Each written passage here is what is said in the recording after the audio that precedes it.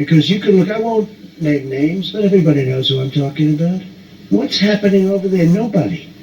Nobody. There are people that are, even in Roger Stone's basic business of politics, that we're going to be in big trouble. Well-known people, the biggest people, big trouble. They were forced to leave their firm.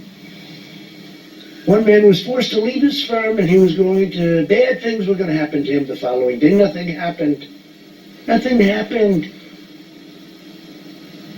He was the biggest. Nothing happened. But it happened to Roger Stone, and it happened to General Flynn, and it happened to, I won't name names, it happened to a lot of people, and destroyed a lot of people's lives. And I'm here to make a fair system. Again, Rogers is not somebody who worked in my campaign. I know Roger, but a lot of people know Roger. Everybody sort of knows Roger. And what happened to him is unbelievable. They say he lied.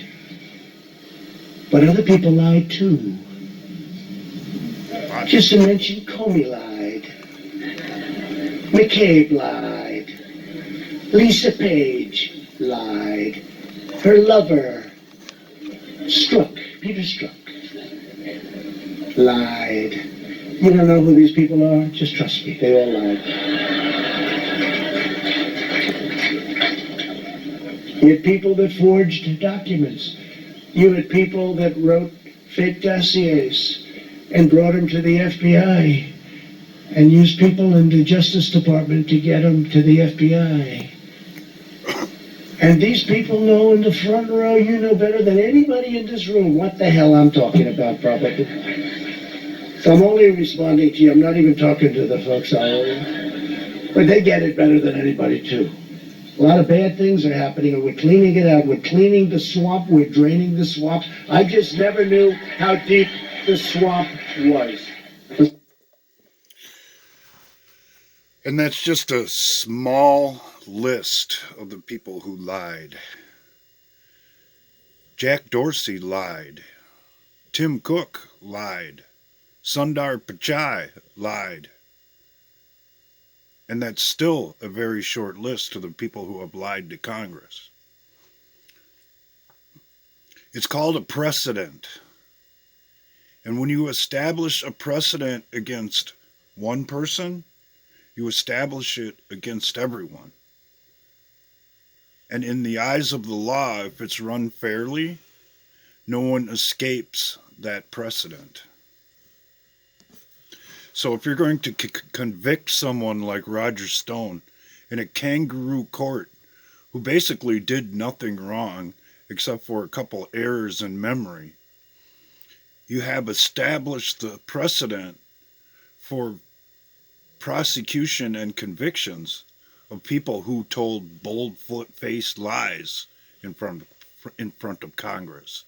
In particular, things like we don't shadow ban, we don't ban people from our platforms because of their political point of view or their speech.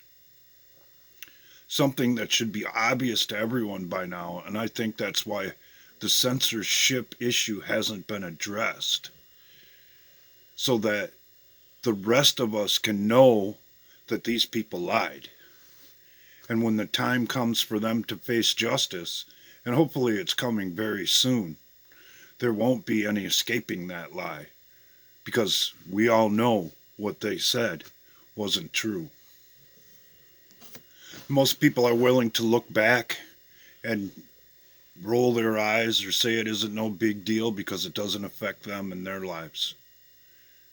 Well, surprise, surprise, ladies and gentlemen, each one of you every day has to deal with the lie that was told to Congress, because you're not willing to put forth your ideas on your social media platforms. You're not willing to share others' ideas because it flies in the face of what they would try to have you believe is conventional wisdom.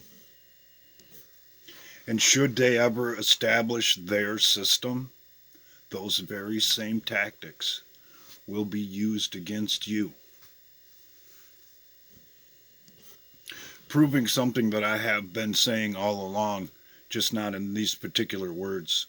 If we're not attempting to be part of the solution, we are participating in the problem.